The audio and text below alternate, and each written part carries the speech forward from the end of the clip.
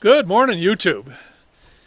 Well, today I'm at the site of the first win by the U.S. Army after Custer's defeat at the Greasy Grassy, or as the whites call it, the Little Bighorn. This is where the battle, that was in June. This is September 9th and 10th, 1876, and it's the Battle of the Slim Buttes. Now, named after like the butte behind me, some of the other ones that are over here. And where I'm standing, there was a village of 27 lodges, and they were part of Crazy Horse's band. And Crazy Horse drifted east with his people, where Sitting Bull headed up into Canada. And this little village here was American Horse, sorry. And when General Crooks was hunting Indians after the defeat there from Custer, and it's known as the Horse Meat March, because they got to the point where they were eating their horses. And at this point, he had told Captain Mills to go out and go to Deadwood, get supplies, and come back. He's sending with 150 men. That's what he was supposed to do. He wasn't supposed to engage anybody. He was just supposed to go get supplies. He came upon this small village here of 27 lodges and decided to attack.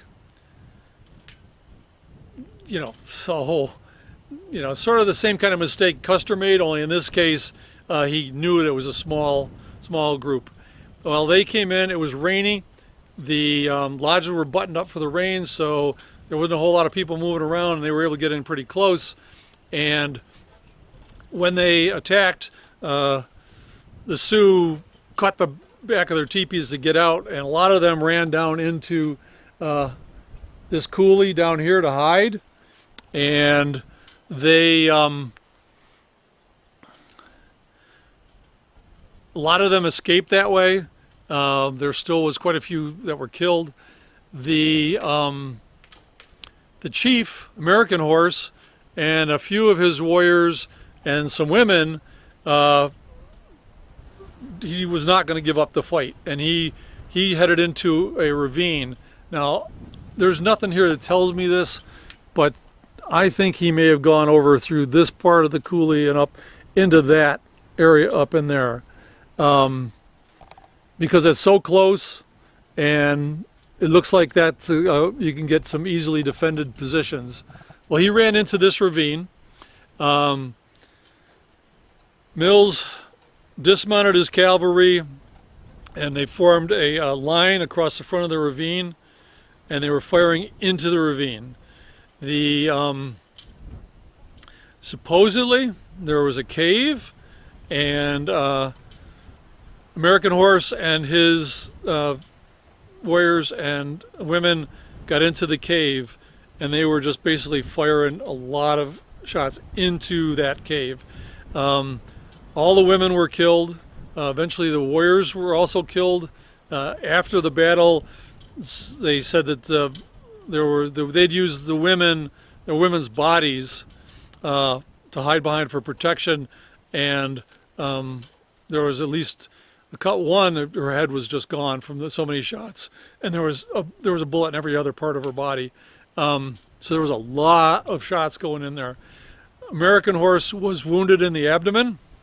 When he did give up, he came out of the cave holding his intestines in, and they did try to save him, but of course medicine back 1876 was not very good. They did try really hard, but didn't happen. Anyway,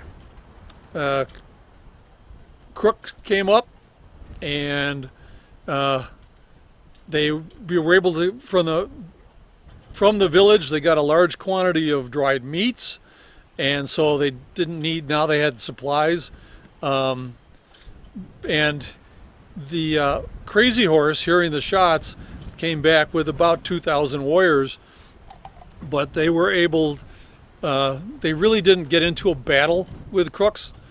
Crook.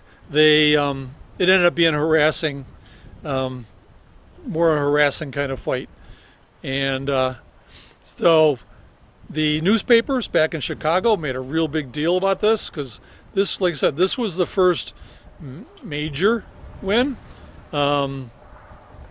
after Custer. Of course, everybody was in an uproar about Custer and the fact that we beat them or beat the natives was a big thing. It was picked up all over the East Coast.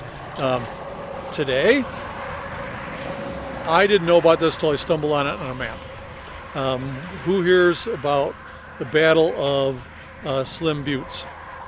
Unless you're from this area, I suppose. So anyway, just an interesting battle, interesting history, and I am going to get on the road and see what I can find. See you later, YouTube.